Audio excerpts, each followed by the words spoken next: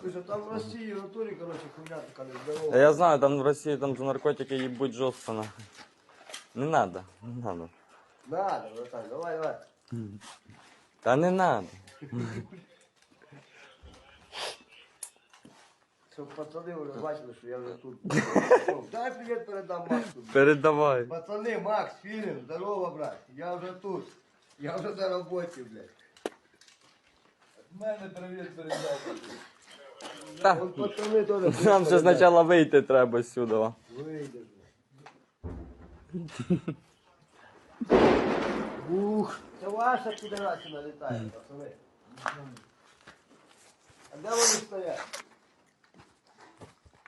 Ау, Могу знати. хто? На привіт Богу. Хто знає, що? Та вони вже всю інформацію дали яку. Нас хасіли заявили через лес. У вас тут вообще дохуище, да? Я походу, да. Ну нічого, не ви перші, не ви останні. Да.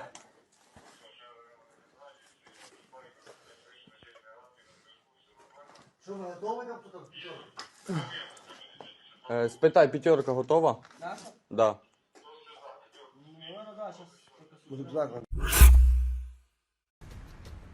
Russian dictator Vladimir Putin will be begging for a peace deal by the end of the year if US President Donald Trump cuts off Russia's oil windfall through economic sanctions.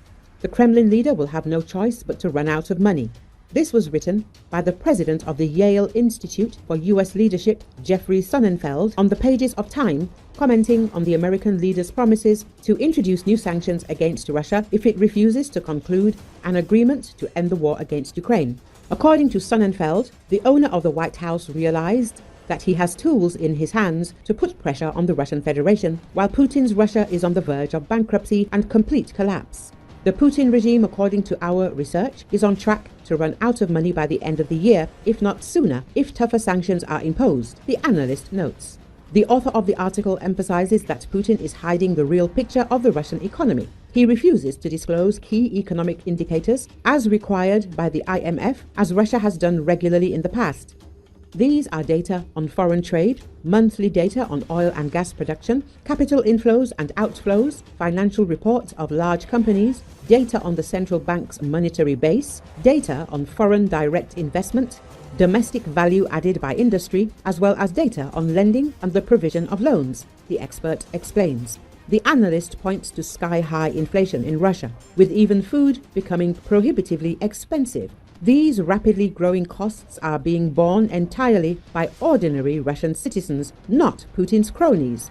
This pain is spreading throughout Russian society, and there is no relief in sight, the article says. The expert recalls that the key rate in the Russian Federation has reached a record high of 21%, and the ruble is weakening. The few companies that remain cannot hire workers as Putin cannibalizes the productive economy. The author added, meanwhile, the value of Russia's sovereign wealth fund and foreign exchange reserves has been halved. These funds are being spent because the Kremlin will face a budget deficit to finance its war machine, which amounts to tens of billions, the analyst noted.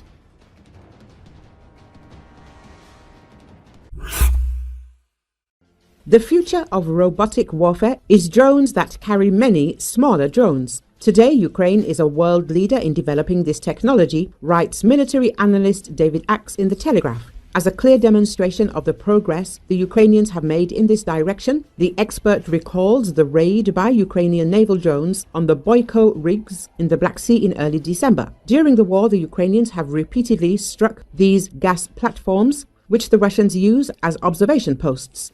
But the December attack was truly remarkable for one important aspect: the first known use of a naval drone as a carrier for FPV drones.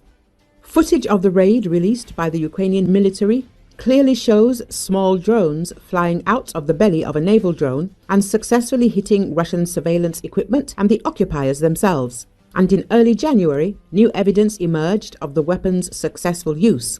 Ukrainian drone carriers attacked Russian air defenses and other targets along the coast north of Crimea, setting at least 3 Russian vehicles ablaze.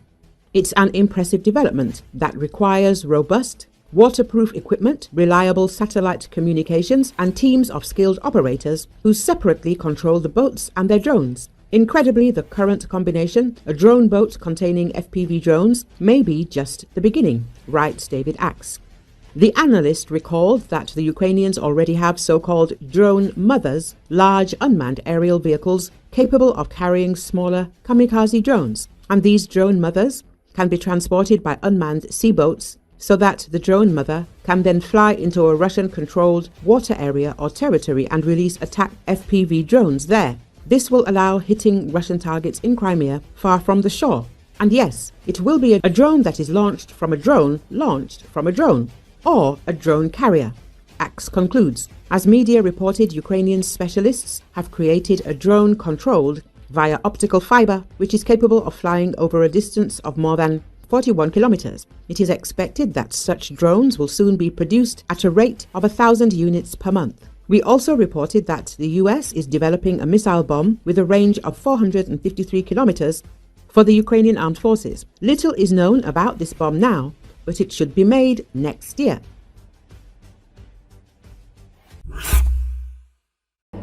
The Western press writes that Ukraine received about 10,000 Javelin systems from Biden, which it still effectively uses on the battlefield against enemy armored vehicles. Almost every package of military aid from the US included Javelin anti-tank missiles. Forbes reports the system costs about $200,000 and is controlled by an infrared homing head. As a result, a strike with such a missile can either immobilize an armored vehicle or completely destroy it. Russian military correspondents write that the peak of deliveries of these systems occurred in 2022. Now the Ukrainian armed forces are actively using them in the Kursk region. The Kremlin is trying with all its might to drive the Ukrainian armed forces out of the Kursk region, so it spares neither its soldiers nor its armored vehicles in this section of the front. However, the Ukrainian armed forces easily deal with all mechanized attacks of the enemy using anti-tank missiles and drones. Z publics admit that using armored vehicles on the front lines is very dangerous, as they are destroyed almost immediately. In the Kursk region, both Marines and Special Forces of the Ukrainian armed forces are armed with such ATGMs. Thus, over the past 2 days, fighters from the 36th Brigade of the Ukrainian armed forces managed to destroy 3 tanks and 4 BMD-4s with the help of Javelin, and fighters from the 5th Special Operations Regiment fought against armored vehicles at night using Javelins. In Kursk, enemy armored vehicles become easy targets when they are blown up by mines, attacked by drones, or hit by Javelins.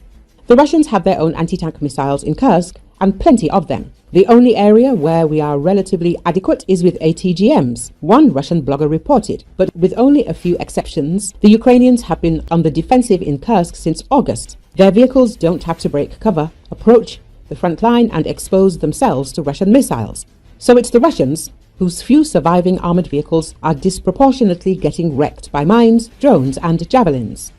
It may not last, unless and until new US President Donald Trump sends more Javelins. The 10,000 missiles Biden gave Ukraine will eventually run out. But that's surely cold comfort to the Russian tank crews who are getting blasted now.